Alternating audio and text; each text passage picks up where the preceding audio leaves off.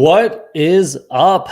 What's going on, guys? Welcome back. Welcome back to the channel. We've been away for a little bit too long, but we're back doing some drafts. It's off season, my favorite season. Best time of year, if you ask me. The combine is this weekend, which is great. Looking forward to that, getting some of the interviews out of the way.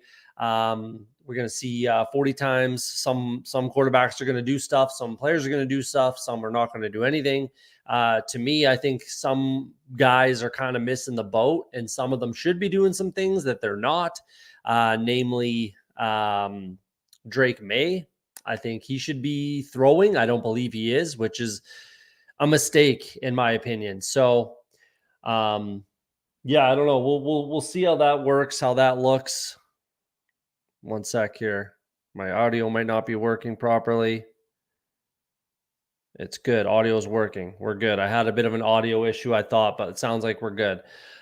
So yeah, some quarterbacks could be doing some stuff, some aren't. Some running backs, wide receivers, some are doing stuff, some aren't. So we'll get to a little bit of that stuff. I just wanted to start it off by doing some, peek behind the curtain stuff, show what I do, how I go into the offseason in football and the NFL. Obviously not everyone's as sick as me, but this is how I think I get an edge. And I think I have an edge at this time of year with rookie drafts. I watch a lot of tape. I watch these players. I rank them. I take notes. I do stuff like that to try to get a bit of an edge. And, I think it works for me. I hope it works for me. But that's what I wanted to do, is just jump in, show a little bit about behind the curtain type stuff.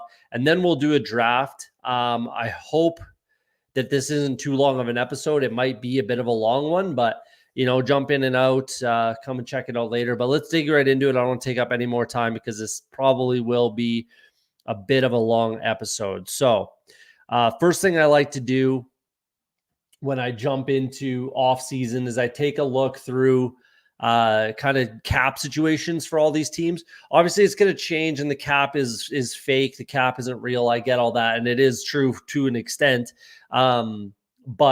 And the cap's going up about 30 million this year to just over 250. So there's tons of room, but there's a lot of guys, and some of these guys have already been cut actually, that I went through and took some notes on where they're at. So if you look at the Buffalo Bills, they're 51 million over the cap as it sits, right now, but I'm sure they've made some moves since I made this spreadsheet here.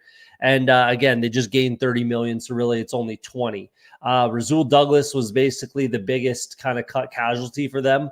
1 year on the deal. I took some notes on it here. So they could redo the deal, kick some money down the road, that sort of a thing. Nyheim Hines, he's going to be gone. They're going to, gain about 4.6 million in cap there. They can do some stuff. The Bills aren't in a terrible spot again with the cap going up to 250, going up 30 mil. This doesn't really change, or it changes a ton, and it gives them a lot of room. Like, they're not in cap trouble realistically at 51 million over, especially when they got, a guy like Nyheim Hines that they can clear up another, almost 5. So that gets them down to what, 15 million, something like that, 30. About 15 million roughly. And then the Rasul Douglas, if they cut both these players, boom, they're almost there, and they're done. So that's kind of how this is reading. You can see a few players here. Ogba, I believe, already got cut, say 15 million. There you go. That makes tons of sense. They're basically right at the cap now for the Dolphins. So 51 over with the 30 million and the 15 they saved from Ogba, they're pretty much there. I could see Jerome Baker potentially getting cut. We'll see how that works. The defense is taking a hit. They just let go Xavier Howard. I wasn't sure that they were going to do that. That's why I didn't have them on this list. But, they're basically there with Ogba and Howard and the 30 mil. They're basically there. So they're in good shape. Patriots got a ton of space, and I'm fairly confident JC Jackson will not be a Patriot, and definitely not at this price tag. So we'll see what they do. 3 years left, 42 million in savings. They might get something done and chew up that contract, but we'll see what they do. The Jets, they're in a good spot. Lake and Tomlinson, John Franklin Myers, CJ Uzama, they're probably pretty much all gone realistically, and they're going to save another, 24 million. So 30 million plus another. They got 60 million in cap space realistically, the Jets. This is what it looks like. But they got space. Even with the Aaron Rodgers contract, the Jets have some room. They can definitely make a splash. Ravens, Tyus Bowser, I would, it's fringe. We'll see. They have some room, so we'll see what they do. My Bengals don't really have any issues, no cap issues. Maybe Joe Mixon goes, maybe he doesn't. I was calling for it last year. He didn't get cut, and here we are now. We have tons of cap space. They addressed it with Chase Brown in the draft last year, who I absolutely love. So we'll see what they end up doing. They can absolutely make a massive splash. Tight end is a huge point of need. I'm really hoping for Dalton Schultz personally. Noah Fant there as well. So we'll see. Maybe Brock Bowers in the draft. But lots of cap space. They could definitely make a splash. Nick Chubb and Amari Cooper. I'm not sure they let Amari Cooper go. And not all of these are, someone's going to get cut 100%. Amari Cooper, rework or extend, right? So they should get something done for Amari Cooper. They can clear up some space. 20 mil. Amari Cooper's done a good job throughout his career of getting max value and then, basically forcing a team's hand. No one's cut, or released Amari Cooper. The Dallas Cowboys traded him, which is a similar thing as far as cap, numbers are concerned. It was the same number to trade him, but no one's going to cut him. Even though they're saving 20 million, you're probably not cutting Amari Cooper, right? Nick Chubb, definitely a casualty that I could see, especially with what happened to his knee last year. He's getting a little bit older, a lot of miles, a lot of tread. They got Jerome Ford. I could definitely see that happening. Jordan Akins, for sure, save a couple million. No need to have Jordan Akins on this roster. And then Dustin Hopkins as well, 3 million there. Allen Robinson is all but off of the Pittsburgh Steelers. He's pretty much gone. We can call that a $10 million, bump to the cap. Nothing much for the Texans. Mo Alley Cox, yeah, he's probably gone. They got a plethora of tight ends on the Colts. The Jags need to extend both of these guys, Darius Williams, Trevor Lawrence. Obviously, they need to extend, rework the deals, kick some money down the road, free up some cap space, make a big splash in free agency. They have Calvin Ridley that they're more than likely going to bring back to keep that second-round pick. They got to kick Atlanta the third-round pick. I think they have to get a deal done there basically to save that draft pick. So, they can do that if they get, one of or both of these guys' deals done, especially obviously Trevor Lawrence is going to happen. So you should get it done this year and like I said, kick some of that money down the road. And then Darius Williams is getting a little bit older, long in the tooth, but he can still certainly get the job done. These are two big players on this team, so they need to get something done there. And then Courtland Sutton, there's the Jerry Jeudy talk. We'll see what happens with the Denver Broncos, but Courtland Sutton can certainly be a cap casualty. He's got 2 years remaining. This year coming up, they could save 13. I could certainly see that happening if they need the cap space with this Russell Wilson deal. They're 23 over, but again, with the cap going up. But the Russell Wilson contract is just an absolute abomination of a contract, and it's just a huge drain on this franchise realistically. So we'll see what they do if they want to just complete rebuild. That might be a thing. But we'll see. Courtland Sutton could be on the chopping block. So he's really not someone that I'm drafting too much in best ball right now. But, we'll see what happens as the offseason progresses here. MBS just got cut, I think, today. They saved $12 million against the cap. They're paying them $2 million. That was a no-brainer. That was always 100% going to happen. They may or may not cut Justin Watson. We'll see. He was just the only other guy I could see on this team. But MBS is definitely gone. Obviously, the Chiefs are going to be looking for a wide receiver. We'll talk about them a little bit throughout this show quickly because anytime you mention any kind of playmaker, any kind of pass catcher, the Chiefs are always the desired landing spot, which of course they are. That makes sense. But we'll see what they do in the first couple rounds of the draft. And I want to dig into that, and we will a little bit later on. Then I want to touch on something with the Chiefs. Raiders, Jimmy Garoppolo, sounds like they're all but moving on from him. They're going to save 12, pay 15. That sucks. It is what it is. Hunter Renfrow might as well be moving on from him. They brought in Trey Tucker. They got Devontae Adams, Myers, Jacoby Myers. They're in a good spot. So, Hunter Renfrow's pretty much off this team, in my opinion, and likely same with Jimmy Garoppolo. So there's another, 23 million plus 36, plus the extra 30, tons of cap space for the Raiders. They got a lot of room to work. A lot of people think the Chargers were, up against it cap wise. I don't really see it. Again, with the cap moving up, it, creates a lot of takes off a lot of pressure. But look at all these contracts here that they can dump. Corey Linsley is almost certainly retiring, so that's going to clear up some of this. I think they reworked the deal. So they're saving cap space somewhere with this Corey Linsley deal. I'd have to look into it more to see what it was. Mike Williams pretty much gone for sure. They're going to save $20 million against the cap. Keenan Allen, they can save 23, but they're probably going to be keeping him. And then one of, maybe even both. And if you ask me, if I had to choose between one of these two, Khalil Mack and Joey Bosa, I'm actually going to be cutting Joey Bosa, to be honest with you. So one of them is going to be gone. One of each position here, the defensive end, linebacker, whatever you want to call them, and then the wide receivers, one of them's getting cut at each position. And in my opinion, it's going to be Mike Williams and Joey Bosa.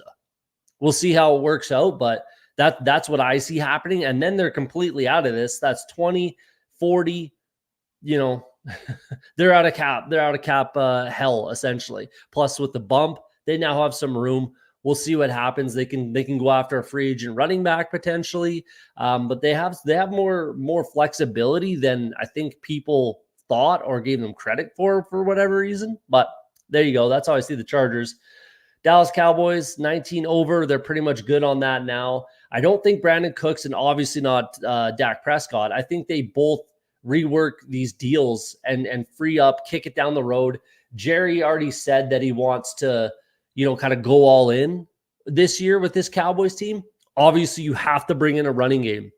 That was the whole problem with this Cowboys team. The biggest problem, the only problem, and a massive problem on this Cowboys team was they didn't have a running game at all last year. It was atrocious. So they have to bring in either a free agent or draft a running back. Obviously, a lot of people, Jonathan Brooks. Yeah, we all get it. The surgery. Everybody knows that. It's not a secret. But we'll see what they end up doing. Either way, I think they rework Brandon Cooks, obviously rework Dak Prescott, kick some money down the road, free up some space, help that defense, help that offensive line, bring in maybe another pass catcher, running back. It's all on the table. If for me, I mean, this is a bad contract that the Giants gave Darren Waller here. To me, that's a bad contract. They can get out of it. It's going to cost them a bunch over the next 3 years.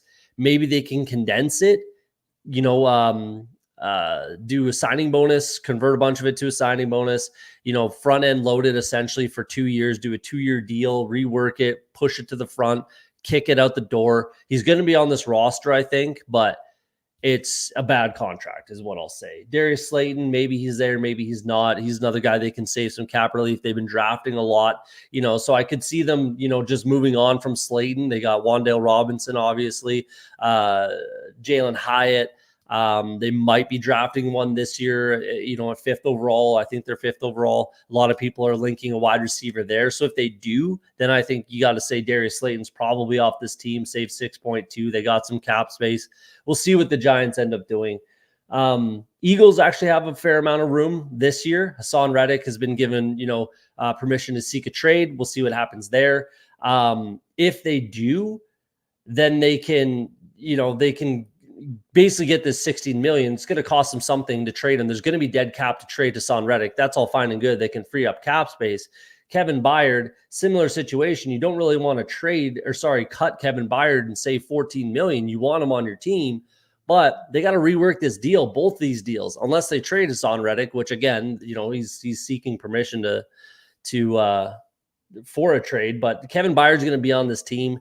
They got to figure something out, get a deal done. Again, free up some more cap space and make a big splash and get back to the Super Bowl is their goal, right? Commanders, massive amount of space. Logan Thomas, for me, it's time to move on. Get some young blood at tight end in there. They've got a couple guys, Cole Turner and John Bates. So for me, you move on from an injury-prone Logan Thomas over the past couple of years, especially when they're in rebuild mode.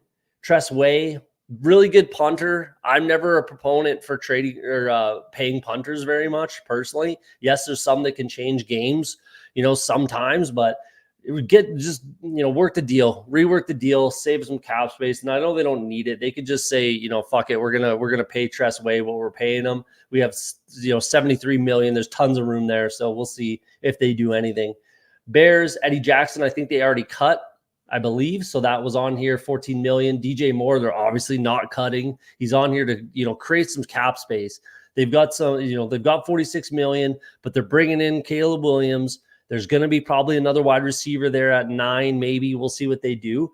You got to keep DJ Moore on this team, free up some cap space. And if you're bringing in a Caleb Williams, more free agents are going to want to come to this team, right? It's like that Joe Burrow, if he is that guy, if he is that franchise quarterback, then you want to be a part of that. And you want to be a part of that now, early, right? So I could see the Bears making a big splash. And if they can free up even more space with the DJ Moore extension, boom, they're at, 60 million, whatever. A lot of space for Chicago. Detroit Lions, this is not a cut. Jared Goff, obviously, extend, create some cap space, some relief. Again, this team wants to get to the playoffs, create a little more space. Packers, extend Jordan Love. Obviously, they have to do that. They can push it down the road, free up more space. They're okay now. Cap went up, obviously, so they're actually not below the cap. I did this probably a month and a half, 2 months ago. David Bakhtiari, that's the big one there where, we'll see what they do. He hasn't played on this team realistically in the last few years. They could save 20, but they got to pay him 19. It's a bit of a kick in the nuts, but to be honest, at this point, it just is what it is. It's kind of necessary. It's time to move on. I mean, if they can get something for him in a trade to the Jets, Aaron Rodgers' best friend, everybody, links any Packer at any point in their career to the Jets with Aaron Rodgers. But this one actually kind of, makes somewhat of sense. If you can get any kind of draft pick, anything for David Bakhtiari without eating any of the salary, which I don't particularly expect, but you never know with Aaron Rodgers there. He got Alan Lazard, who was a healthy scratch at the end of last year. He got him, some good change. So we'll see how that goes. Vikings, 24 million. Like I say here, lots of fringe contracts out there, nothing major, but they got to re-sign Kirk Cousins, in my opinion. They absolutely have to. They have to sign Kirk Cousins, 2-year deal. I don't know, 40 AAV, something like that. I don't know what you got to do. I don't really care. You got to get it done if you're the Vikings. You pretty much have to sign Kirk Cousins, in my opinion. Falcons, Johnny Smith just got cut the other day, yesterday or today, something like that. So that was, I saw that one coming, 6.5. Taylor Heineke, paying him a little too much to be a backup with Desmond Ridder there. They obviously have to get a true starter, have Desmond Ridder as your backup. Taylor Heineke can move on, save about $7 million. Lorenzo Carter, Mike Hughes, sure, those guys can go. Not a big deal. Save up a little more cap space, make some room, make some splashes. Carolina Panthers, 28 million. Dante Jackson, 3 void years after this year. He's, getting a little bit older. He's probably gone. New Orleans Saints, 83 million, save 30. Wonderful. Still 50 million. That's a huge problem. Completely fucking hopeless. Yuck. This is a mess for the Saints. They have no contracts realistically. All they do is kick it down the road, and you're going to have to pay the piper at some point. At some point, you're going to have to pay the piper, and they're barely a playoff team, not even a playoff team. They reworked Derek Carr's deal, so they're saving a little bit in there, but man, I don't know what they're going to do. It's not the greatest time to be a Saints fan, to be honest. They should probably trade up and try to get a quarterback, if not Bo Nix maybe, and just or JJ McCarthy, have one of those two guys behind Derek Carr until you can kick him to the curb, and then go on a rookie quarterback contract. Basically they're still paying the price from Drew Brees, literally. So we'll see what they do. Russell Gage, he's got to go. 3 void years after this year, but they'll save 10 mil, dump him, get a little more cap space. You got to get Baker Mayfield, hopefully Mike Evans back as well. So you need the space. Cards, nothing major. They got some flexible stuff, nothing big, but they got some cap space. Rams have some cap space, which isn't always the case. Joe Noteboom, we'll see. They could save 15 million, and then Brian Allen, but that kind of decimates an already sort of weak offensive line for the Rams. So we'll see what they do. They're going to have to obviously address it in the draft, and then they'll have some free agent money to throw around to some offensive linemen. Jonah Williams from my Bengals makes tons of sense to me. Move over to LA, get paid for left tackle money, play left tackle for this team. That could be a good fit there. And then again, address offensive line in the draft.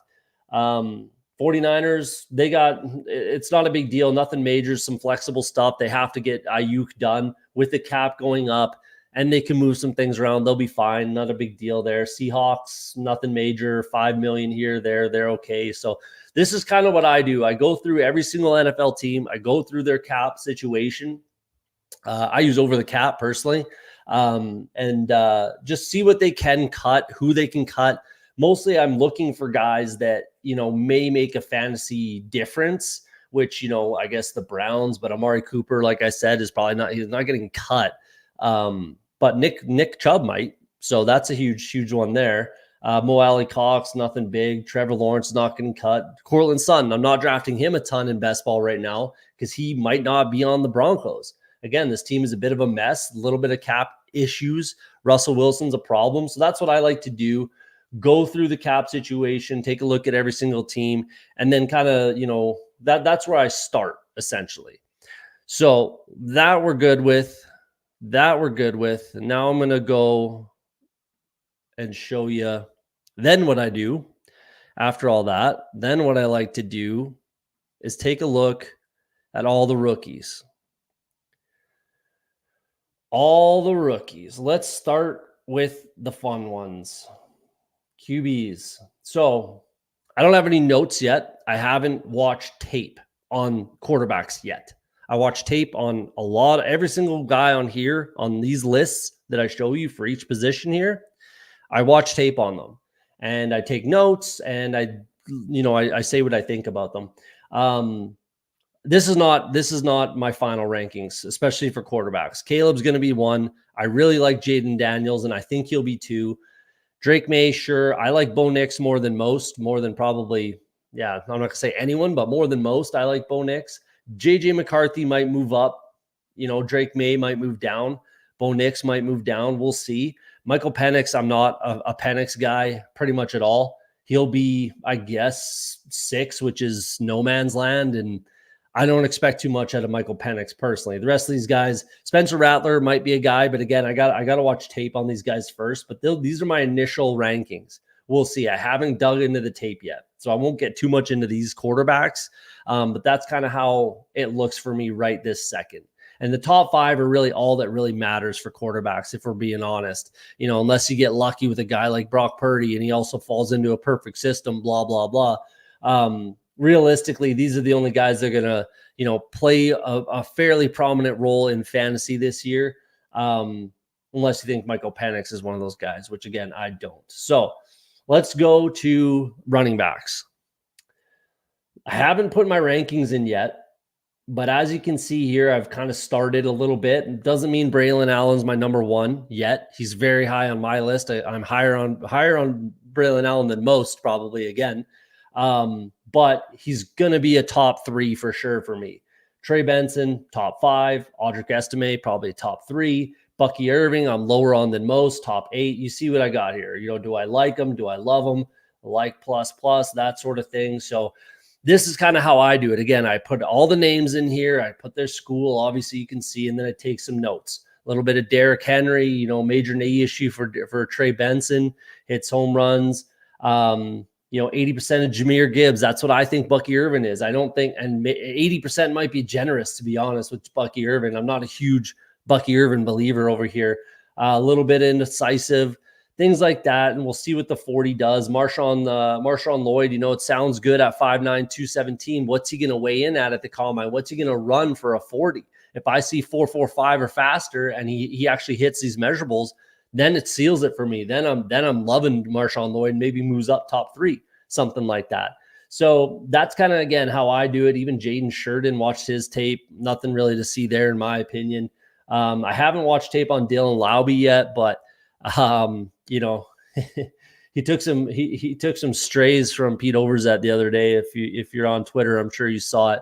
It was pretty mean to poor Dylan Laube. New Hampshire running backs are people too. But anyways, so I put their names in here. I take a look, I watch tape, see what they can and can't do. And then see if I'm higher or lower on guys than everyone else and the consensus sort of thing. One thing I'll point out, Isaac Orendo, he's not in the player pool for Underdog. for the big board, which is a real pain in the ass. I like Isaac Garendo quite a bit. Yeah, he was a East West Shrine Bowl guy, Louisville track star, former track star, and his size, he's like 6'1", 220, something like that. And he might run like a 4.3. He was on the list for players to potentially, break the combine and lead the combine in a 40 at 6'1", 220.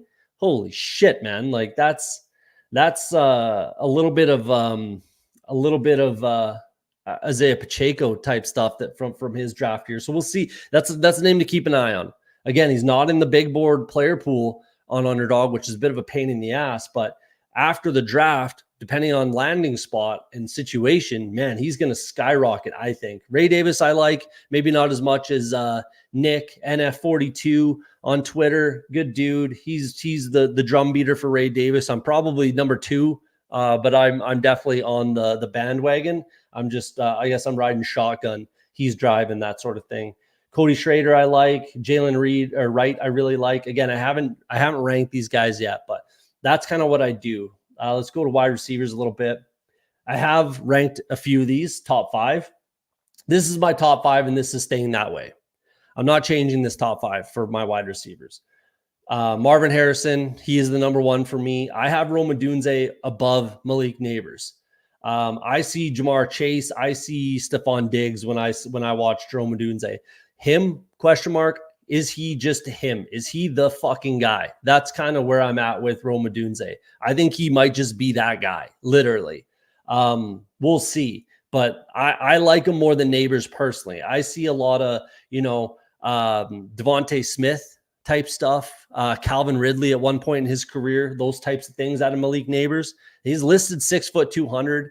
I think he's going to come in, maybe 6 foot, maybe 5'11", 190, something like that is kind of what I see Malik Neighbors coming in at the combine. We'll see what he weighs in at, and he's not doing anything. You know who is doing everything at the combine? Rome Odunze.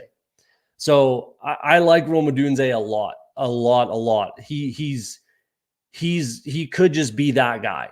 He might be number 1 in this draft. There's a lot of people that have these 3 pretty interchangeable, and that's all fine and good. I'm not saying that Rome Odunze is, head and shoulders better than Malik Neighbors. So don't jump in the chat and tell me I'm an asshole for thinking that Odunze should be above Neighbors. Like, these guys are interchangeable, to be honest with you. Pick your poison. You like who you like.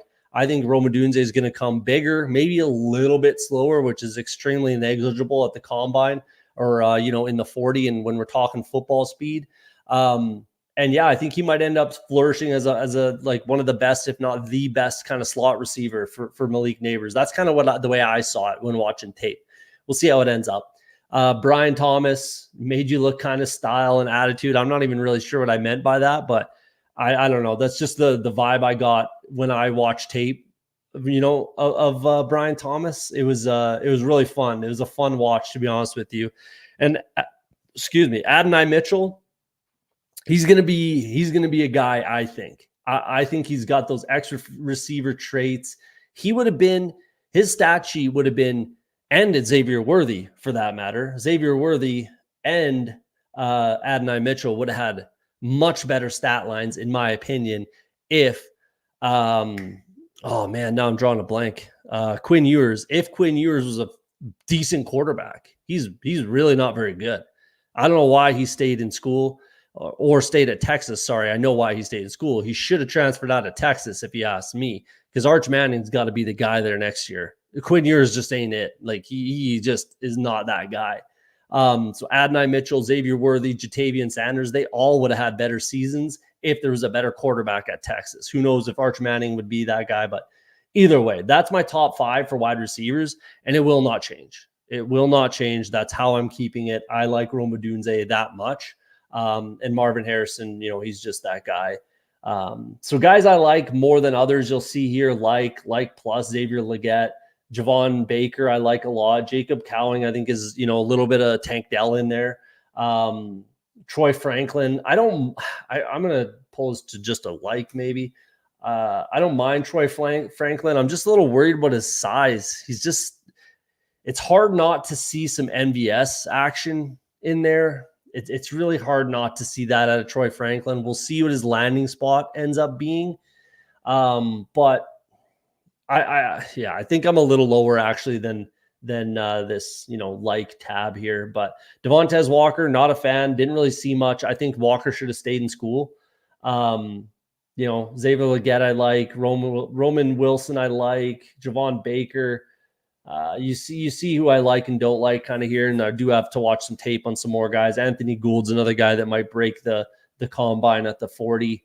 Griffin maybe as well. But that's who I like and don't like. We'll see. I'll show you my exposure in a second here as well. In the drafts I've done so far. Here's my top 3 for tight ends. Talk about this for about 5 minutes, not even. Brock Bowers, JT Sanders, Dallin Holker is going to be my number 3 tight end. That's a name I think you need to remember. I think you need to know. I like him a lot watching tape, and the dude is a grown ass man. He's married. He's an adult, captain of the team. He transferred to Colorado State from BYU after doing a service. He did 2-year service in Chile. He's Mormon. Transferred from BYU to Colorado State, instant team captain on Colorado State. That doesn't happen too much. So I like that a lot. Really good player. And the guy that I think might rise the most at this position, mostly from the combine, is going to be Bryson Nesbitt. Dad played, 11 seasons? Dad played 11 seasons. More of a slot receiver, big slot. He's not a tight end. He's less of a tight end than Kyle Pitts is a tight end. Like literally, he's not a tight end at all. But I think if he runs a mid 4.5, that's going to be really, really nice. And the Chiefs, there you go. I said it before. I'll say it again right now. The best landing spot for any pass catcher is always going to be the Chiefs. So there you go. Who else? The Theo Johnson that people like for whatever reason. This guy is going to be Darnell Washington from Georgia last year that went to the Steelers in the draft that a lot of people had as their number 1 tight end or whatever, top first round pick tight end, which was such nonsense. And that's what I see in Theo Johnson. Theo Johnson is going to be a blocking tight end. He's going to be, basically exactly what Darnell or Darrell Washington was for the Steelers last year. That's what I think. And Ben Sinnott, he needs to change his number, man. Ben Sinnott, he needs to change his number. Where's number 34? That is so ugly, man. You got to change that number. Everybody's going to think you're a fullback. So we'll see. But there you go. That's kind of what I do. A little peek behind my curtain of how I do things. And how I rank guys, watch tape, things like that. So I'm not just, pulling shit out of my ass. I actually obviously put quite a bit of work into this and then back it up with, things. I back up my, what I have to say. So let's cancel these. So I'm just getting some stuff out of the way. Let's jump on to Underdog. All right, we're going to take a look quickly at some exposure stuff. So let's go. 57 big boards so far, 20 in the little big board. That was the max entry there. I'm going to pop this up. You're going to notice somebody stand out right at the top there. Eric Gray. Yeah. A little high on him. I should slow down on Eric Gray. Don't get me wrong. But he's right now, he's going to be the starter for the Giants. I think he's going to have a role. I know a lot of people, everybody likes to think that running backs or whatever position realistically, except for quarterback, but mostly running backs, people just tend to think they're going to get replaced. They're going to get replaced in the draft. Why do they not get a shot? He was drafted by this team. 5th round pick, drafted to play. Pundits, draft guys loved Eric Gray in the Senior Bowl and in the draft process last year. Why is he not going to get a shot at all? To me, he's going to get an opportunity. He could be the starter. He could be the RB1. This is your Kyren Williams. Realistically, this is your Kyren Williams this year. So I'll be happy to gobble up some more shares. I think 30% is a little heavy. I think I'll slow it down. I'd like to be mid-20s, 25%. Maybe we'll see where I land on it. But realistically, yeah, Eric Gray is one of my favorite clicks in the 20th round. Again, that's your Kyron Williams. Was Kyron Williams replaced? Was Rachaad White replaced last year? He probably will this year. Maybe not replaced, but, he'll get some help. Either way, that's the guy that I like in the 20th round as a running back. So let's take a peek at, we'll go with top few. Will Levis, that's an easy click. I've been pounding the drum for the Titans. Brian Callahan comes in. I've been pounding the drum. I think they're a better team than people are going to give them credit for. And especially on the offensive side, they're a better team than people are going to give them credit for. But people are starting to come around. Jared Goff, easy click for me with Ben Johnson coming back. Trevor Lawrence, he's just good value in my opinion. Russell Wilson, because he is going to be on he's going to be somewhere, whether it's Pittsburgh, Atlanta, Denver, Las Vegas. Russell Wilson will be playing somewhere. So, with what his ADP is at, I'll take him at the end of the draft. Josh Allen, Burrow, Bo Nix, like I said, higher on him than most people are. I think he gets a shot. Maybe not this year. We'll see.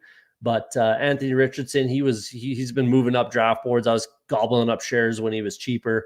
Jaden Daniels is up there. Caleb Williams is there. That's kind of my exposure so far. Who am I not drafting? One share of Mac Jones. Tua, Bryce Young, Geno, not a lot. Jordan Love, I should get a little more share of. Justin Herbert with that offense this year. We'll see how that goes. But there you go. RBs.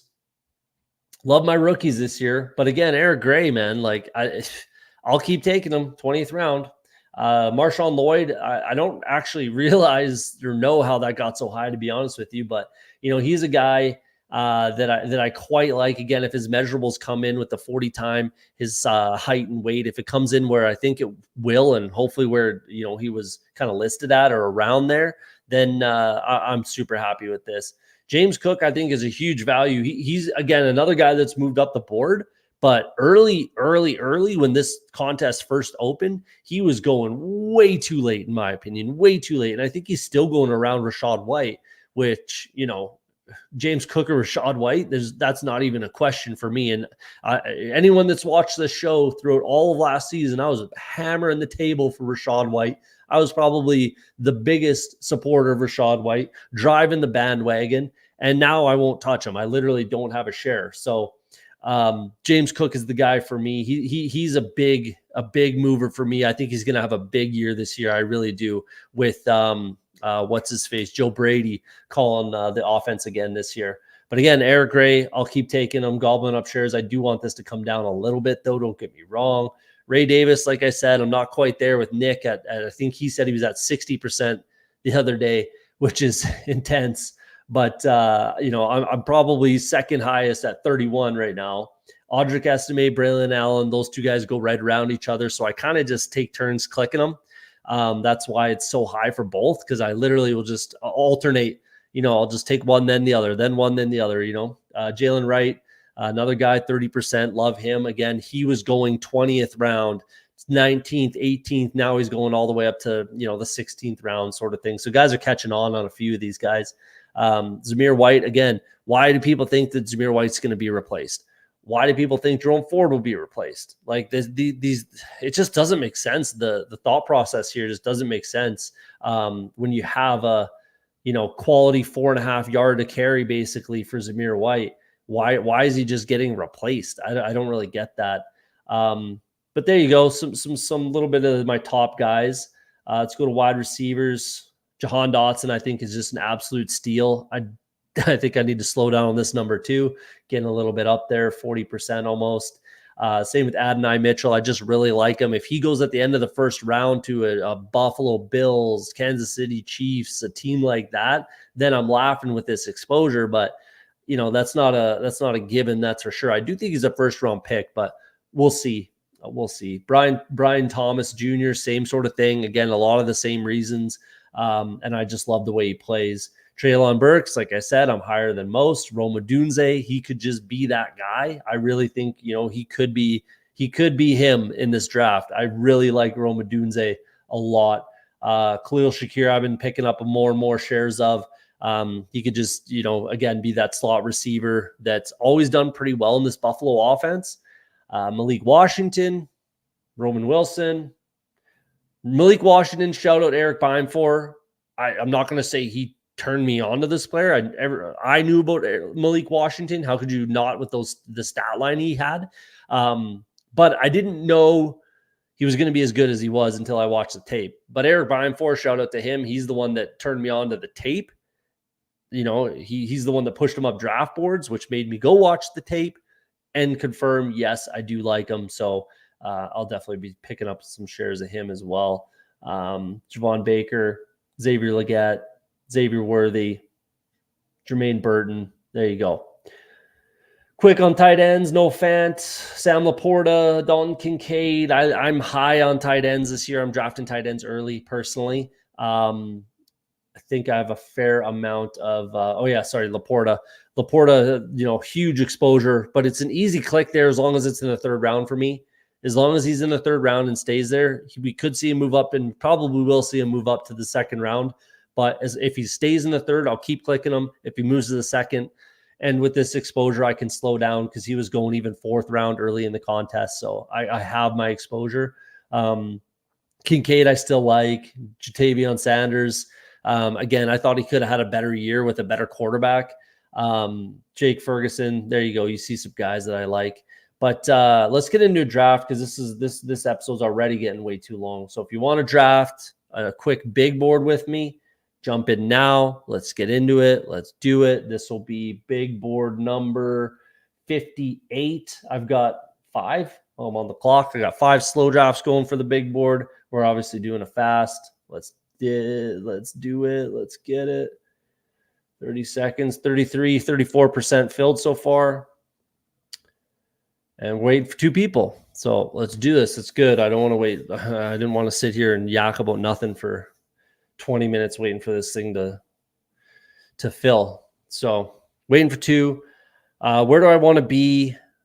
I mean, who do I not? I actually don't have in the little board or whatever, the $3.20 max that I maxed out. I have a good enough exposure to AJ Brown, but somehow I just found this out last night. I don't have a single share of AJ Brown in the big board. So I hope I'm 10th, to be honest, 10th or 11th. I got to get some AJ Brown exposure. Yeah, I don't know how that happened. I really, really don't. So yeah, you got to check yourself. Everybody I'm sure knows this, but you got to check your exposures. Make sure you're getting some guys that, you might not have combinations of. I'm thinking about, the Spike Week tool that they have. I mean, it's like $300 a year. It's a good chunk of change, but I mean, if you win it back, which you easily can, pays for itself, right? So more, and not because of the overlay that they have on the screen, not because of that. I can keep an eye on my own exposure. It's more the combinations that they keep track of on there, where you can see who did you draft together, right? And who did you not draft together. That's a cool tool to me. So I got to think a little bit more into that Spike Week tool. And I might be pulling the trigger on that because, again, if you bank a big tournament because of it, it literally just paid for itself. So, but it's a large initial investment, to be honest with you. So we got a 5-hole. Do I know anybody in here? What do we got? I mean, I've drafted with a bunch of these guys with a lot of badges. Obviously, Moon Man. If you're in the draft and you're in the chat, let me know. Keep an eye on your squad. Let me know that you're sniping me. But we got the 5 spot. I mean,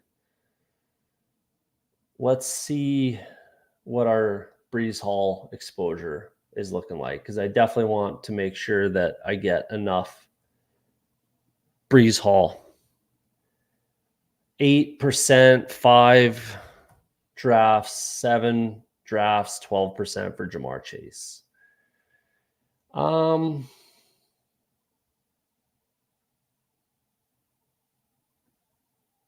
There we go. Never mind, not getting Breece Hall. He has been moving up, and this is not the first time I've seen him go second overall. So then it's going to be Justin Jefferson, I think, because I don't know. Let's go Jamar Chase. Let's go Jamar Chase. Yeah, let's do it. We're Bengals fans here. By we, I mean just me. Maybe you guys are. I don't know, but let's go. Let's get some more Jamar Chase. 7's not enough. I do need to bump up my exposure to him too. So there you go. Let's see where I'm at with Justin Jefferson actually. Since we're here, 5. Yeah, okay. So I need to bump up my exposure to Breece Hall, Justin Jefferson, but again, also Jamar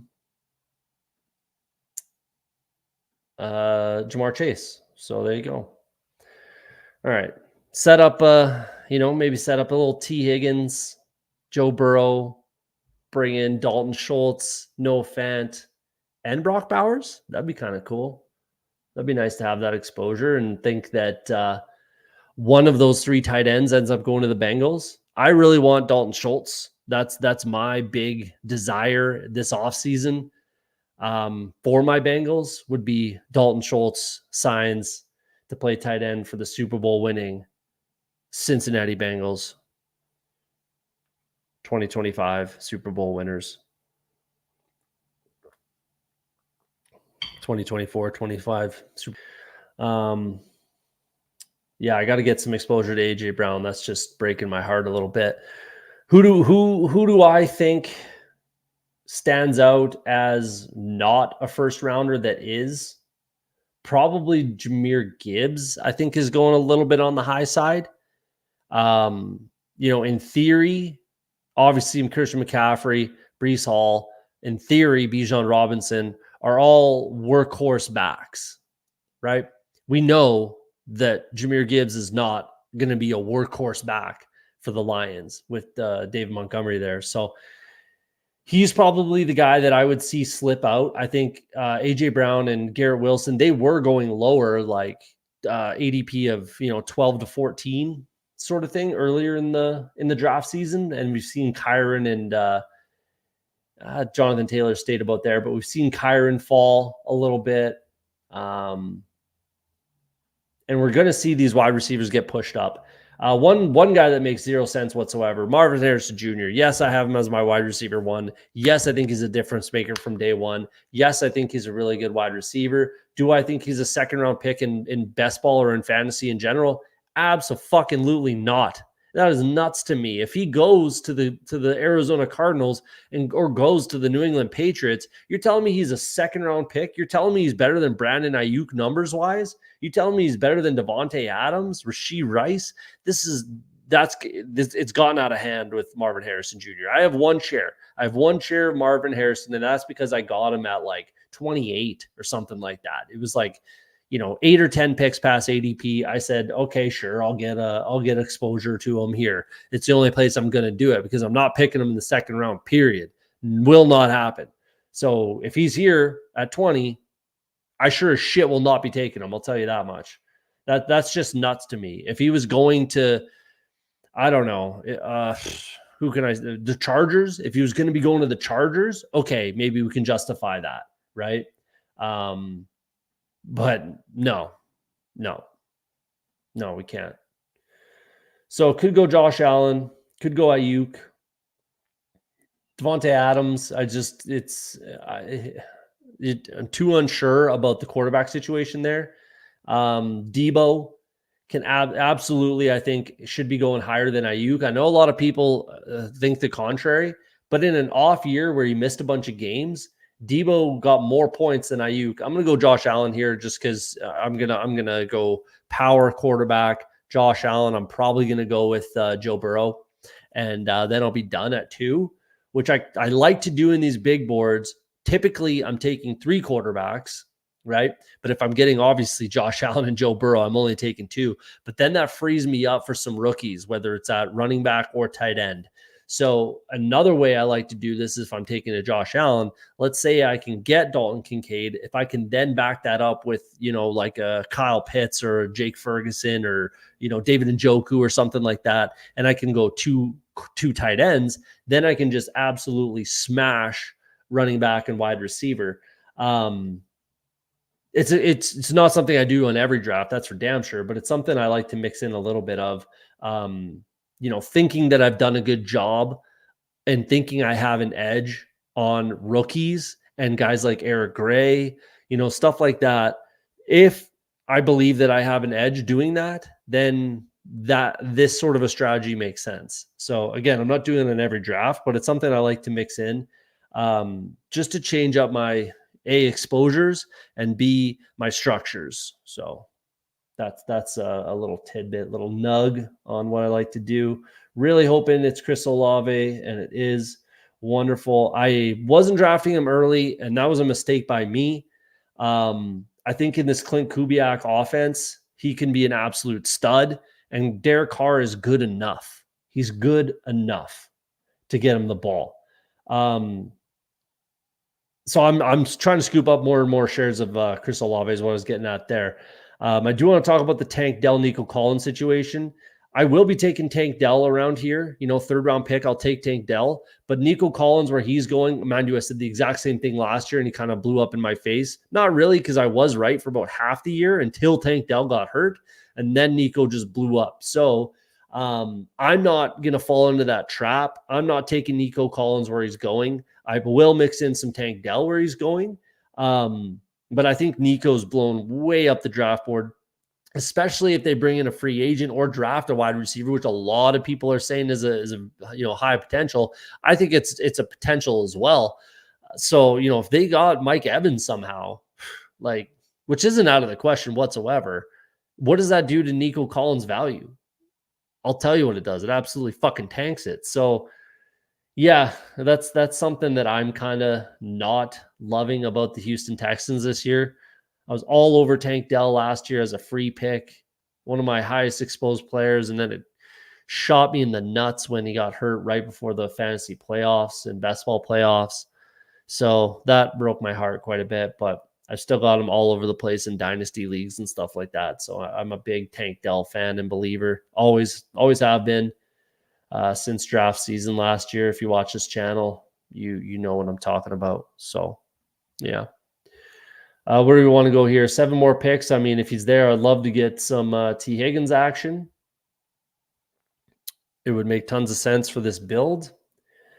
Could go James Cook with the Josh Allen, and he does catch a lot of passes. He can and will and does catch a lot of passes, again, in this Joe Brady offense. So I don't mind going James Cook whatsoever. That's probably who I'll take if T. Higgins is not there. Rachaad White, again, absolutely hate at this ADP. I will take James Cook over Rachaad White every single day of the week and twice on Sundays. So there you go. Where am I? No, if you're at the end of the 11 or 12 pick, it's not a bad double tap Lamar Jackson if you can do it with either Zay Flowers or Mark Andrews, which I could even do here, but I'm obviously not with Josh Allen. I'm planning on taking Joe Burrow. We'll see if that ends up happening or not, but I could do something like that here, but not with Josh Allen. If I didn't have a quarterback yet, then I would probably do, if Lamar is still there, I probably would do that. But as it sits right now, I will not. Same thing with the Travis Kelce, Patrick Mahomes situation. You can double tap that here. Absolutely. But we'll see. Out of this, I'm not taking a lot of Amari Cooper personally. I like Zay Flowers. I'm mixing in a little bit of Jaden Reed, even though I don't love his ADP. I'm still mixing in a little bit. Man, that's a good value, I think, on Lamar, because I think he's going to go up from here. But I'll be taking James Cook. So let's get that out of the way. One of my highest exposed running backs, but I'm perfectly fine with that. Perfectly fine with having, I'll get 40% James Cook, if I'm being honest with you. I'll be fine with that number personally. Then what do we want to do? If he's still there at 53, Romadunze goes, is that ahead of ADP? Yeah, 8 picks. Good pick. Good pick, Cincy kid. I like your name too. Barkley, I don't know if we'll get into Barkley tonight. Maybe we'll get into Barkley on the next episode. But who I want is probably going to be Trey McBride if he's there, which I doubt he is. How's Lamar going so late? This is good value for Lamar. If I was big dog here, you got to take Lamar. Yeah, if you took Zay, you got to take Lamar, back it up, and that's a good-looking squad. Well done. Nice-looking team for Big Dog 1194.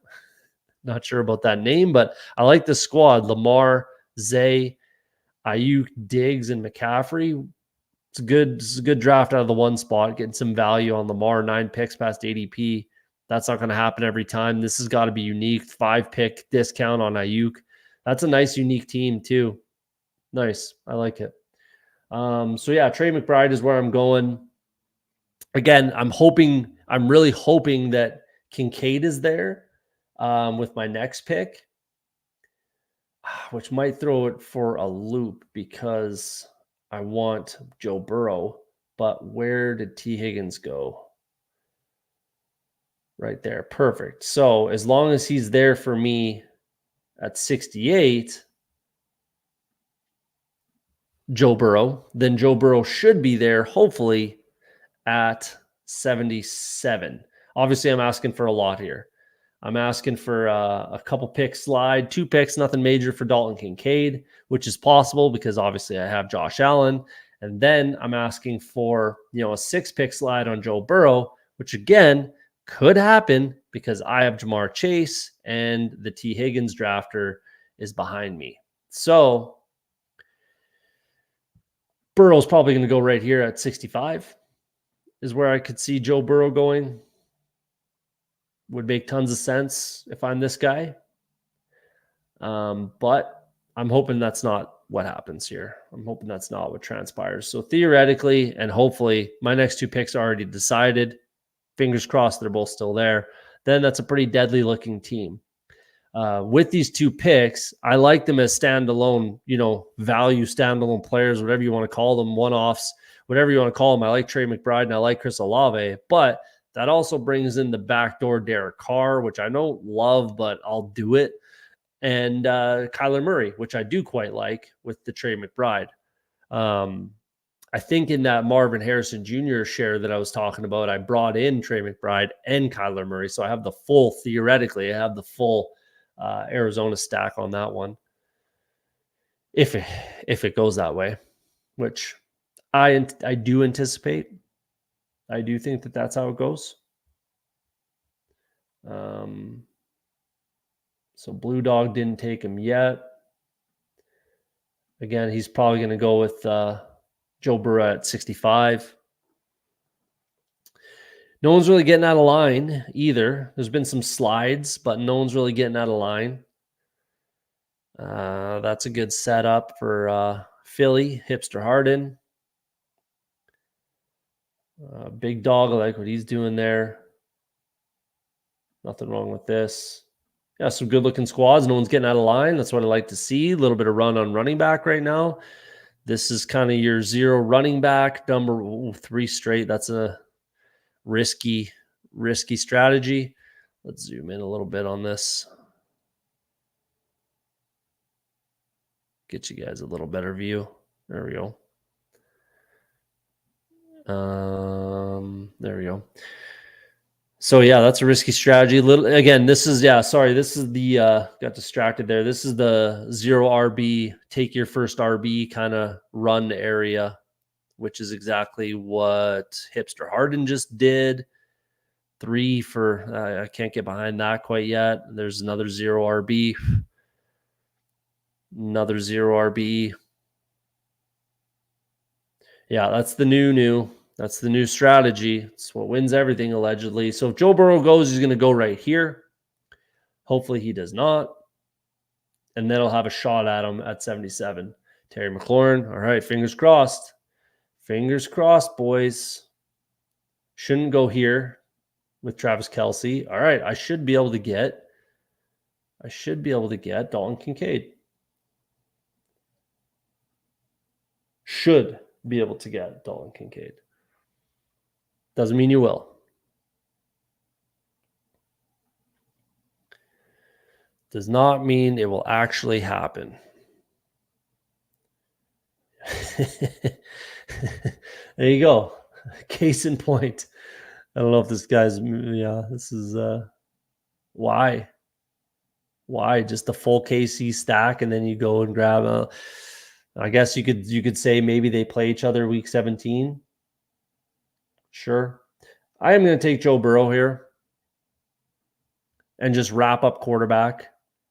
I like where I'm at. I like the start I have, for each position here. I'm not falling behind particularly. You could certainly say I'm falling behind a wide receiver, and I couldn't blame you for saying that. Or sorry, yeah, wide receiver.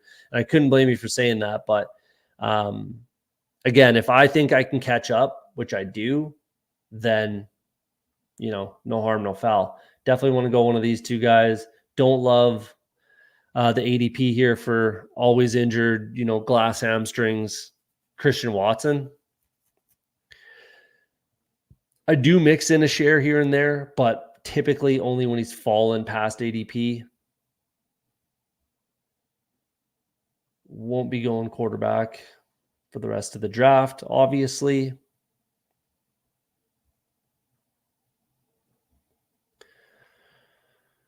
And as long as there's no wide receiver, I'm getting one of these two guys. I'd rather Hopkins because this is part of the reason why I have so many Brian Thomas shares. This is where the draft completely falls off for a wide receiver. That's what I'll say for sure. This is where the cliff absolutely falls off.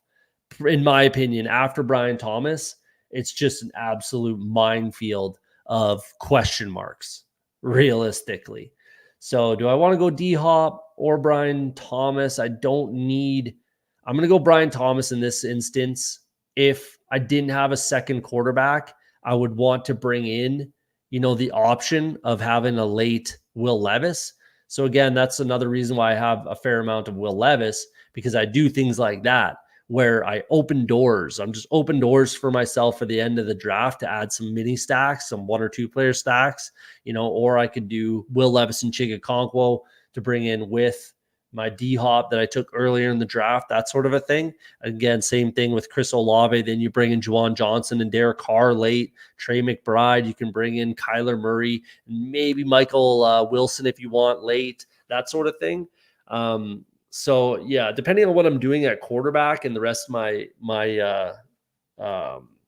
skill position players, essentially, I just want to open doors with players that I like as one-offs, but I can also bring in a late quarterback to get that mini stack going, or a full stack potentially, depending on, again, how it's kind of fallen. So there you go. Definitely a power QB build, 2 in the first 6 rounds. Don't like to do that too much, but again, I like to sprinkle it in a little bit. Like I said, if I think I'm right at the end of drafts and you draft like you're right, then I like to sprinkle in these types of builds. I would have wanted Dalton Kincaid, like I said, made not a lot of sense for this guy to take 2 tight ends. But again, that's another strategy that people are doing, so including me. So I can't really blame the guy. Then it kind of forced my hand with Joe Burrow. And then with Brock Bowers, Evan Ingram going, there you go. Kyle Pitts goes.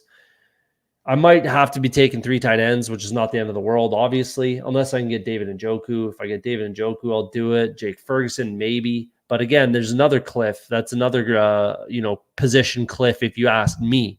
Maybe you think Dallas Goedert, who's always injured, also has a glass jaw, gets punched in the mouth and falls apart.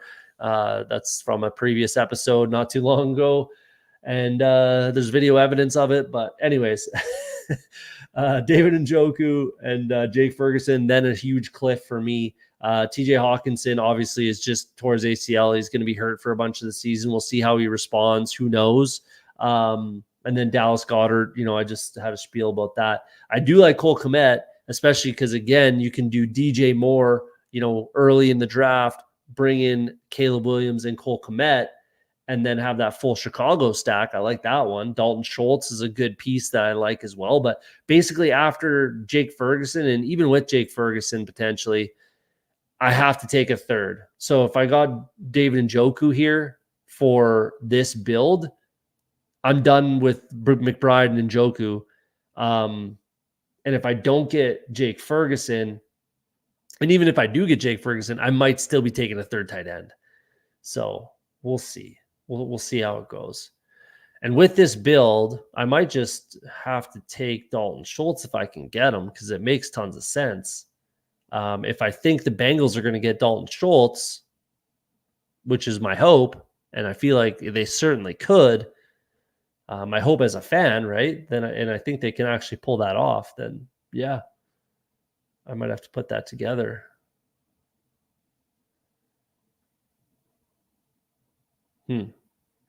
Might have to reach on Khalil Shakir, which is a pain in my ass. Don't really want to do. I'm done at quarterback, which is nice. I like Brian Robinson a fair amount with Anthony Lynn coming in to Washington.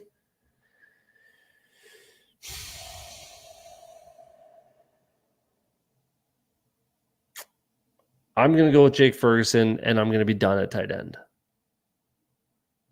That's what I'm doing. I think he improves on this stat line. There's a possibility, in my opinion, for the Dallas Cowboys that they don't bring in a pass catcher. You know, they seem to like Jalen Tolbert a fair amount. Brandon Cooks is still there, and like I said in the pre-show, I think they can get a deal done there with Dak.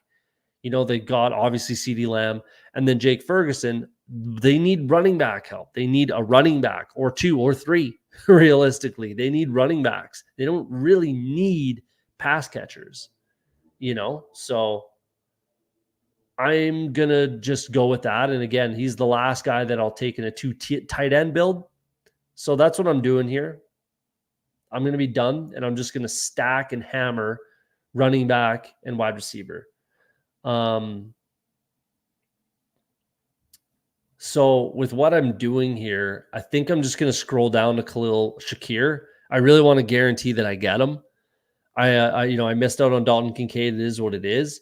And what am I? A full 12 picks. That's my absolute cutoff this early in the draft. Within the top 10 to 12 rounds, I'll only max go a full round. And with the wide receivers that are here, I don't mind scrolling down to Khalil Shakir to stack them up with my Josh Allen here. So that's what I'm doing. Now I'm done with Buffalo Bills. I can be fine with James Cook and Khalil Shakir given the amount of rushing touchdowns that Josh Allen gets, right? You don't really even need Khalil Shakir, and you could literally take just a naked Josh Allen if you want, but obviously I want the pass catcher, and running back is good. I'm fine with that. That just makes sense for this build. And then I can bring back some Bengals late, which I'm very confident I will do.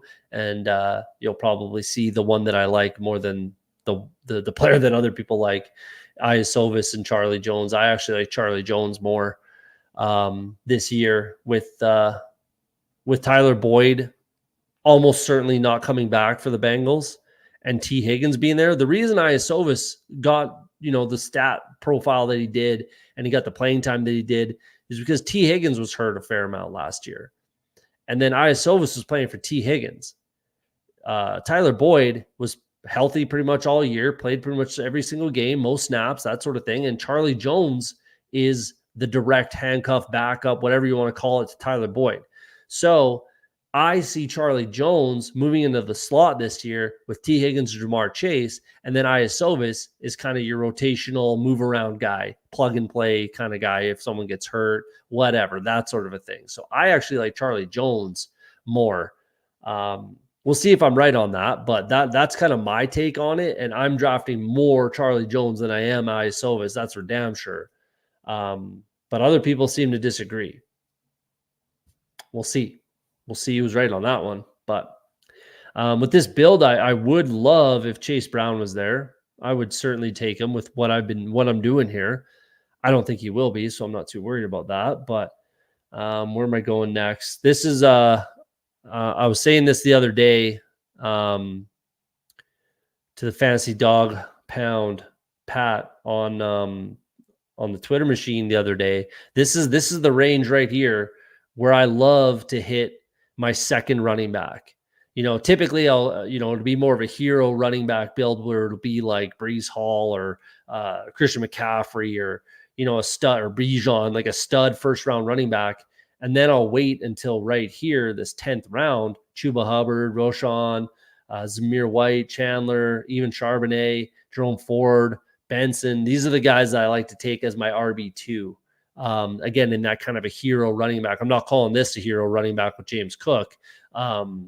This, I guess you could say, is a fragile running back build, but I think I'm perfectly fine. But this is a range where I love to just smash running back. And if I'm not, then I'm probably taking Jahan Dotson too much at this point in the draft. But I won't be here. I'll certainly be taking a running back. I do like Chuba Hubbard a lot this year. Obviously, similar reasons why I was so high on Rachaad White. And Dave Canales literally just said this verbatim, in a press conference. Like, I'm gonna surprise you guys with how much I run the ball, something like that, something along those lines. This is what he said, or how stubborn I can be with running the ball. And Chuba Hubbard's a big boy. He's also from about 3 hours north of me in Edmonton, Alberta, Canada. So I love me some Chuba Hubbard. I'll draft him all day this year.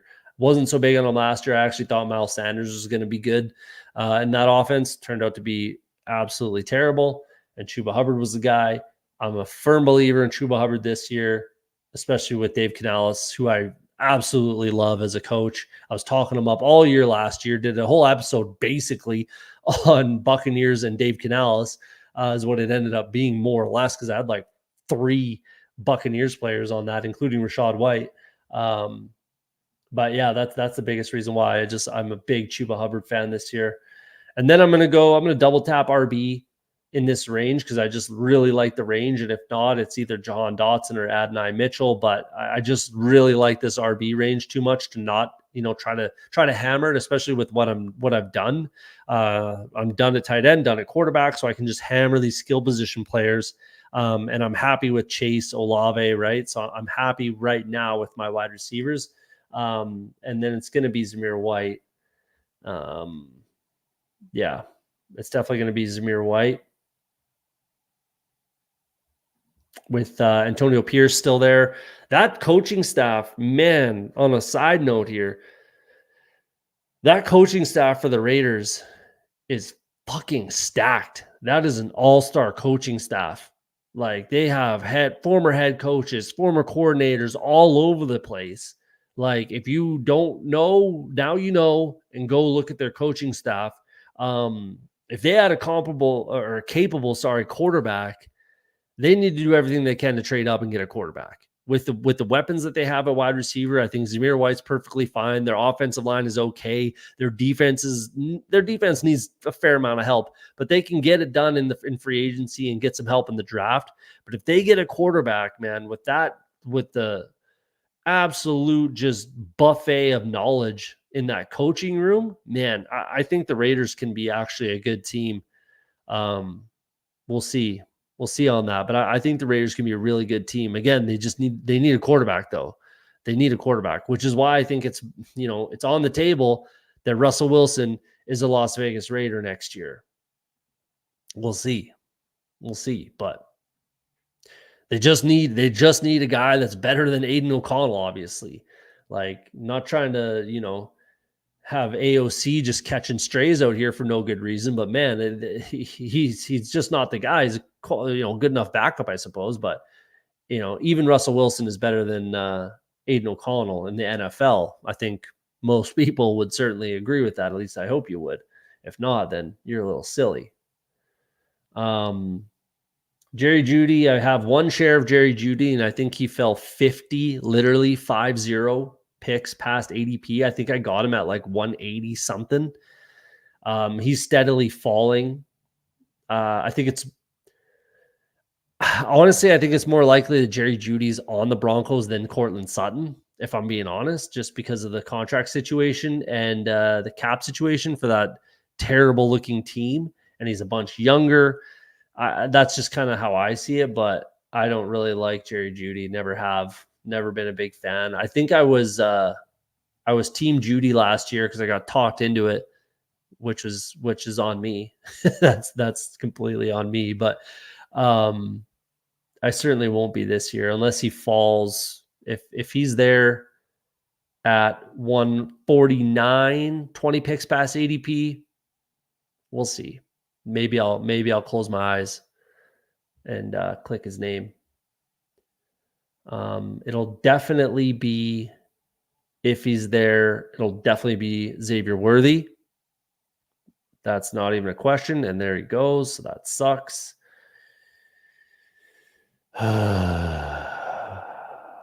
This is just an absolute dead zone. I will be taking one of Estime or Braylon Allen with my next pick. So I'm going to close my eyes and take stupid Jerry Jeudy here. I really don't like it. But 11 picks past ADP, sure, why not? I really don't like that. But with the amount of clicks I'm going to get at wide receiver, I'm going to have minimum 9 wide receivers, minimum. So, with what I'm doing so far at running back, it's potential I could get away with 6 still. I might. But minimum, I can go 7 RBs and 9 wide receivers. I could go with 6 and 10 to make up for, this kind of gap right here in picks, 100 to 140. Especially because I like what I'm doing at running back, and I'm going to get one of these two. Like I said, I just alternate picking Estime, Braylon Allen. I like them both as top 3. I'll say that. I think they'll both be in my top 3 running backs. I suppose I should touch on Jonathan Brooks. I suppose I should touch on. I haven't really talked about that yet. Man, tight ends and quarterbacks getting pushed down. That's kind of a huge pain in my ass with what I'm doing. That kind of is counter everything that I'm doing here. I could go Wan'Dale. I like Wan'Dale Robinson a fair amount this year. But I'll be taking Audric Estime with what I'm doing. Saw a tweet today, again from NF9042 Nick on the Twitter machine. He was throwing it out there. How many rookies are you comfortable taking this year? I commented and replied with, I'll take 8 to 10 if it kind of calls for it and if it falls that way. So where am I 8 to 10? If I'm taking 3 quarterbacks, I'll take 1 rookie there at some point. Caleb Williams, Jaden Daniels, maybe, Drake May, one of those guys. Running backs, I have no problem taking 3. If I'm taking 6 running backs, I'll take 3 rookies. Not a problem with that. So we're up to 4.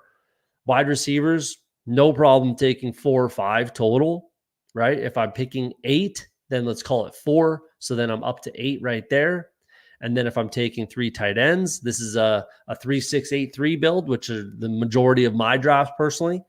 I'll take 1 rookie tight end, whether it's Jatavian Sanders, maybe Dallin Holker, Brock Bowers, one of those 3 guys. So that brings us up to 9. Potentially 10 with another wide receiver or something like that. So 8 to 10, I'd be fine with how stacked I think that this class is. Both, again, wide receivers, obvious. Everybody knows it. This is a very good wide receiver class, I think.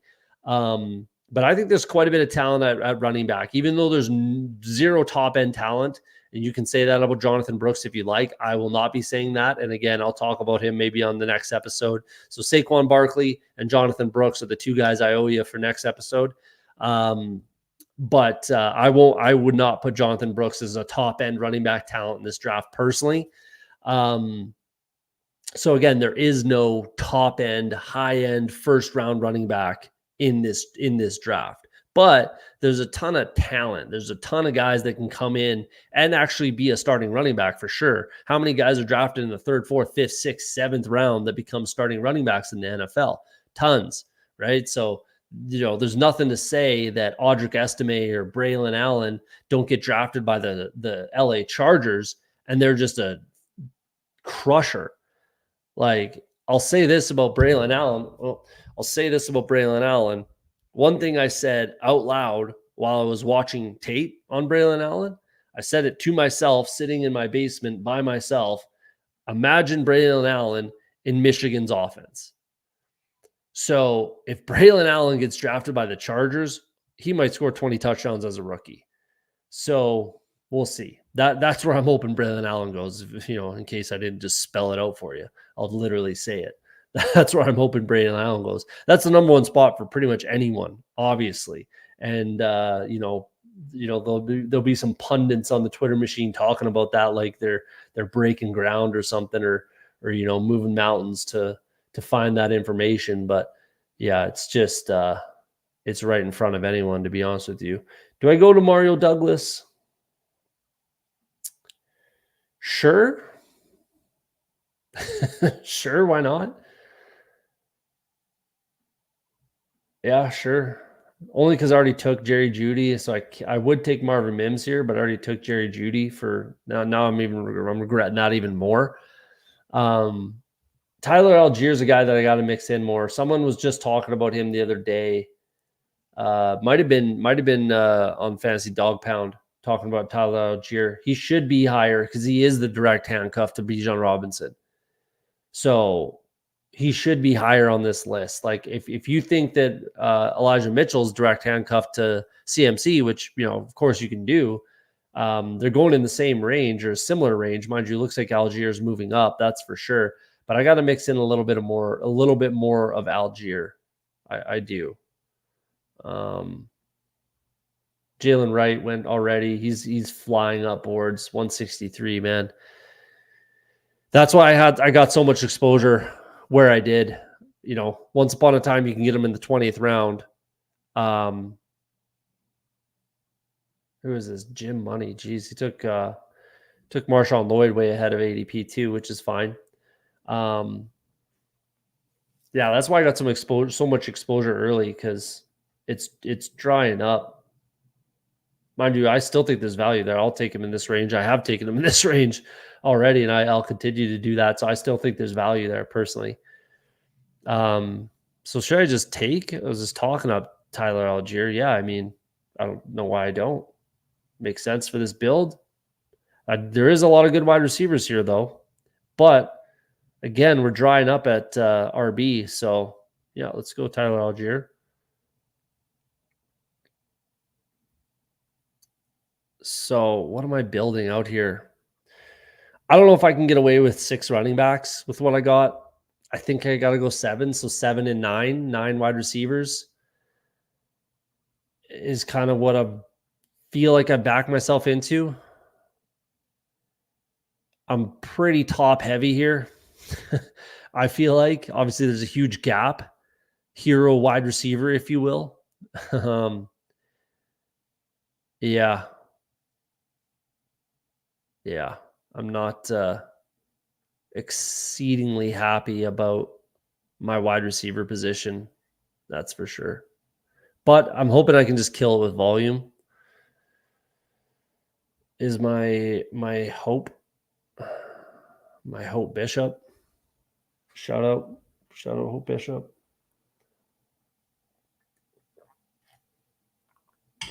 All right. These 20-round drafts are long, guys. Hey, these 20-round drafts are a little bit longer than the 18ers, that's for sure. And when our last drafts were playoffs, with 6 rounds or whatever it was, man, you could flash through those things, no problem. Now you're sitting here for an hour almost with these 20-round big board drafts. But hey, if you like what you're doing, you're never working a day in your life. You know what I'm saying?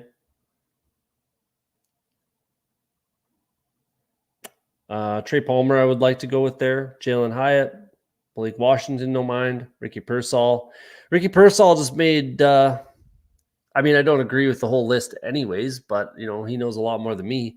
Daniel Jeremiah just made, or Ricky Pearsall made Daniel Jeremiah's top 50, which is pretty high regard, if you ask me. So I have taken a fair amount, probably about 10% or so of Ricky Pearsall before I saw that. but I might bump that up to 15, even 20 at this ADP if he's going top 50 and DJ thinks that he's going to be a starter day one for an NFL team, excuse me. I think that there's a non-0% chance that Gus Edwards goes to the LA Chargers as well with Greg Roman there. And Harbaugh's brother, Roman. Good pick. There you go. Speak of the devil. That's a good pick. I'll be taking Trey Burks here. It just makes too much sense with who's left on the board. Little bit of discount on him ADP wise. I don't have anything for Titans. That makes me happy. I took Brian Thomas over DeAndre Hopkins earlier in the draft. So I'll take Burks. There we go. So yeah, we're gonna go two more running backs, two more wide receivers. I feel like that's just kind of where I backed myself into. I'm gonna do everything I can to not take Eric Gray these days because I just have way too much. Maybe not too much, but I'm good. I'm good now. That's for sure. Oh man, everybody. So we're going to go with Chucky Jones, pair up with my Joe Burrow and Jamar Chase with 9 wide receivers. It makes sense. We're going to go probably makes the most sense to take either Javon Baker,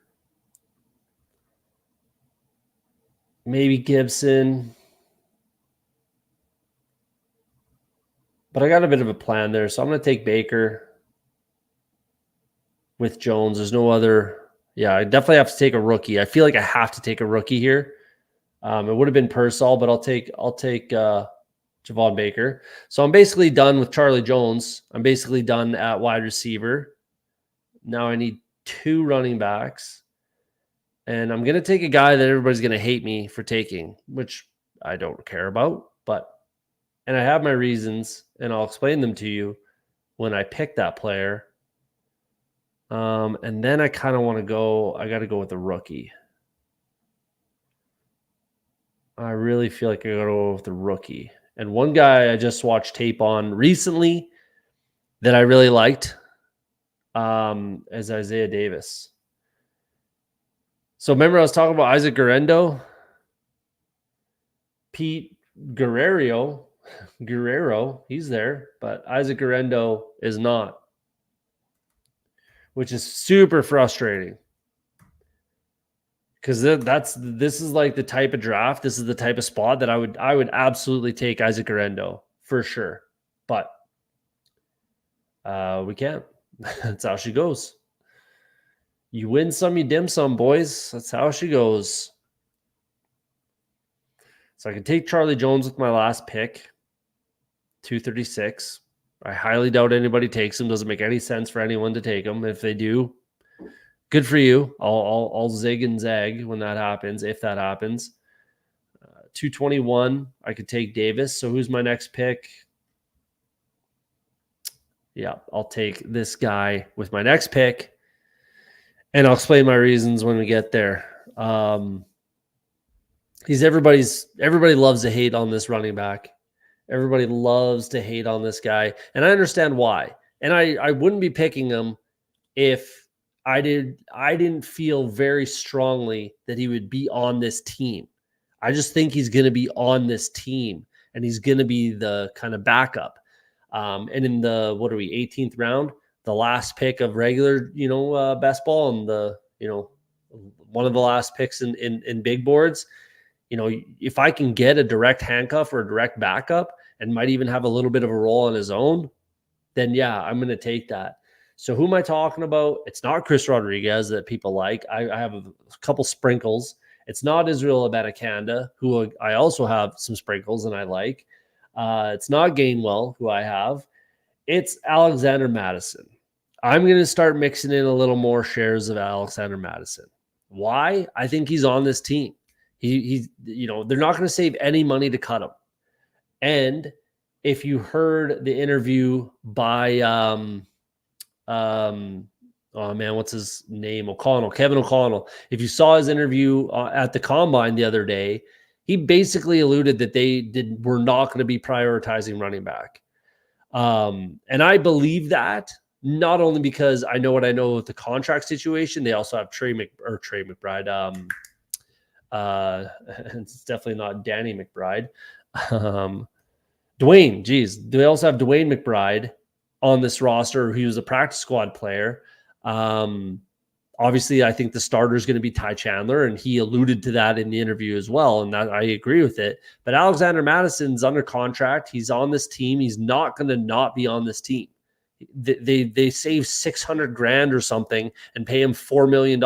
It's not going to happen. He's going to be a Minnesota Viking. And if I don't think that they bring anybody in, well, maybe they do. No, sorry. They will bring somebody in. They will bring in either a couple cheap free agents and or draft somebody, but if they don't draft a running back until the 6th, 7th round, or don't draft one at all and bring in some undrafted free agents, and that's the competition, it's going to be Ty Chandler, Alexander Mattison, and then McBride's going to get every opportunity to win that third running back role. So that's what I'm going to start sprinkling in a little more of. I have like 1 or 2 shares of Madison, but I'm going to probably try to get that up to like 5% because everybody hates him. Nobody wants to draft him. No one likes him, all these things. But the fact of the matter is he's going to be on this team. He's going to have somewhat of a role. And, with an injury to Ty Chandler, there you go. Maybe you backdoor into a starter. And that's all you can that's what we're doing in the 18th, 19th, 20th round. Build yourself a story. And as long as you believe it, then there you go. Yeah. As long as you can build a story that makes sense, which this story absolutely does about Alexander Mattison. You can't tell me that it doesn't.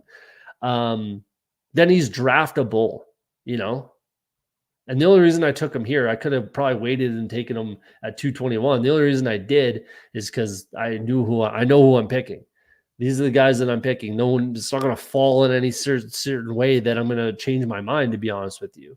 So there you go. There's my soapbox rant of the night.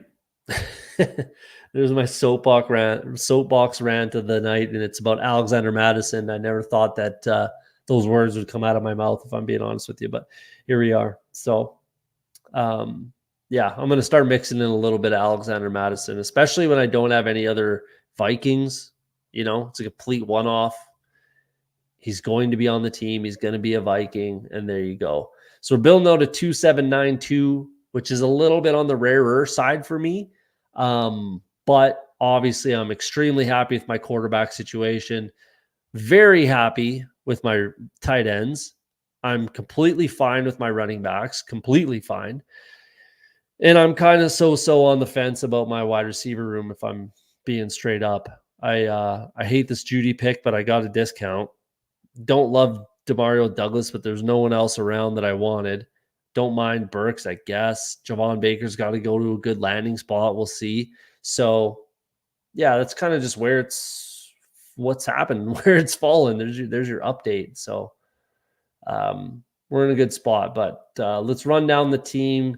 Josh Allen, Joe Burrow, James Cook, Chuba Hubbard, Zamir White, Audric Estime, Tyler Algier, Alexander Mattison, Isaiah Davis, Jamar Chase, Chris Olave, Brian Thomas Jr., Khalil Shakir, Jerry Jeudy, Demario Douglas, Treylon Burks, Javon Baker, Trey McBride, and Jake Ferguson to round it out at tight end.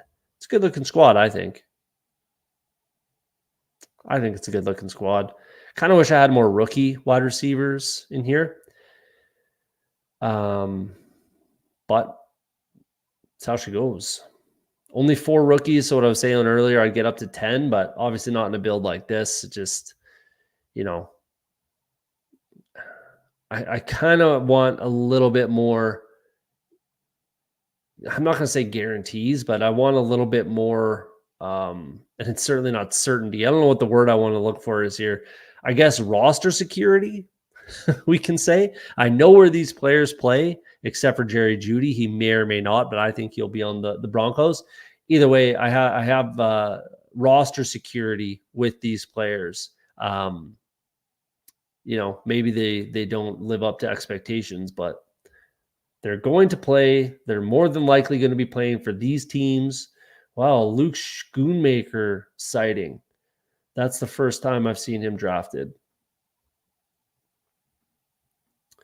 That's not a bad pick. DeMarcus Robinson.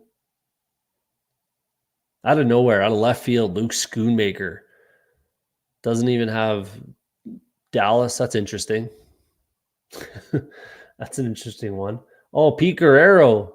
That's the first time I've seen him get drafted. I don't know if this guy thinks he's Isaac Guerrero or what's going on there.